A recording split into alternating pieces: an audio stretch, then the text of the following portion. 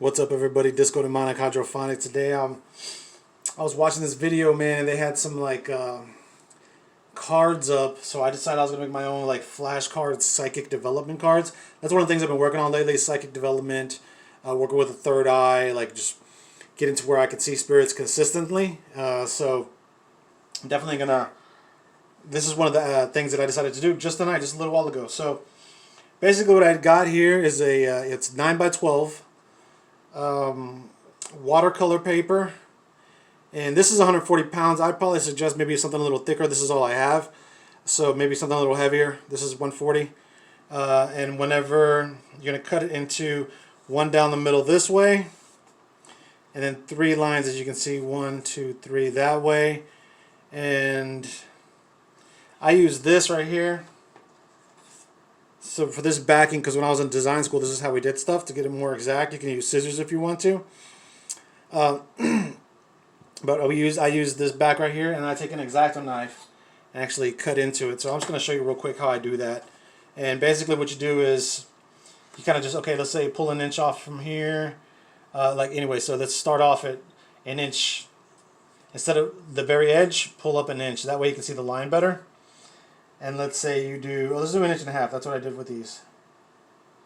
So 1.5 inches on either side. This is a clear plastic, I think sewing ruler or whatever.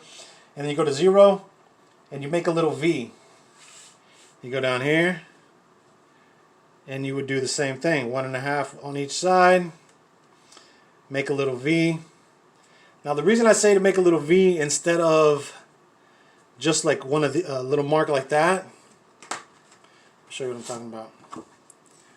I don't know if you can see that. Like instead of a little mark like this one, you do the V, because you never know what's going to happen. Like say if you get a phone call or something like that, something comes up, you got to use the restroom, and then you come back and you forget on which side of the line is actually where you wanted it to be. So it's going to be off. So you make the V just for that purpose. So you know exactly where that's the point right there, and you're going to go from here to here. And if you don't think it's going to be that big of a deal, go ahead and try it. I learned this in construction. In construction, you never know what the fuck's going to happen. And then you just take a line. This is how it's easier to do it like this for me. Put the pencil there first. And then you find the V right there. And then you just draw that line right there. And so that's a perfect line you got right there in the middle. And you do the same thing on either side. You can do from one side to the other. And that will get you a line straight exactly across. And then from here to that side. And okay, anyways, that's how you do it. And then, well, okay, might as well go all the way. And then you get the metal ruler. You can use a cork side. I don't like the cork side because there's like a little bit of space in there, as you can see, because of the cork. So the blade can kind of move around a little bit. And I don't like that. I like it to be exact. So I actually have it I usually use it upside down.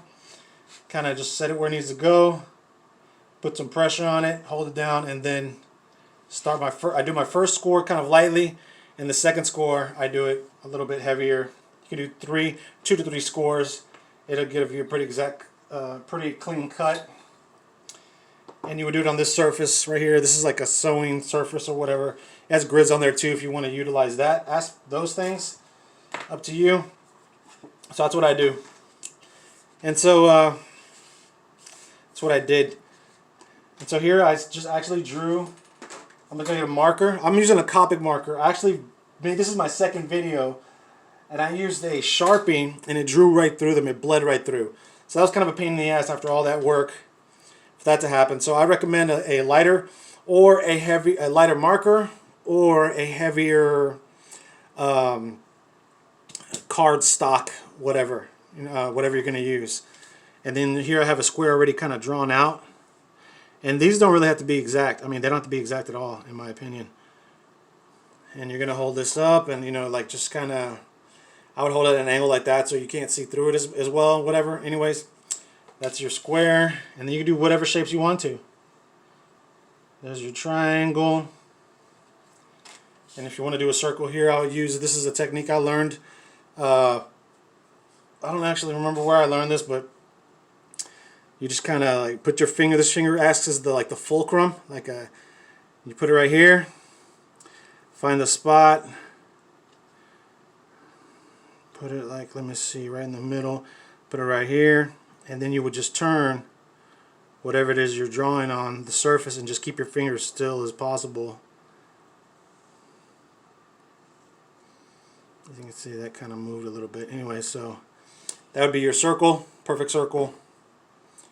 Better than freehand. You know, that's pretty much a freehand circle. So your circle right there, and then you can just draw whatever shapes you want to the other one, like a star or whatever. And then if this is too thin for you, you don't like it, you can always do like just half of them and double it up with like a glue stick or something. So I'm not really sure what I'm going to do yet. I'm probably going to be using these before bed, so it's going to be dark anyway, so no light is really going to be shining through.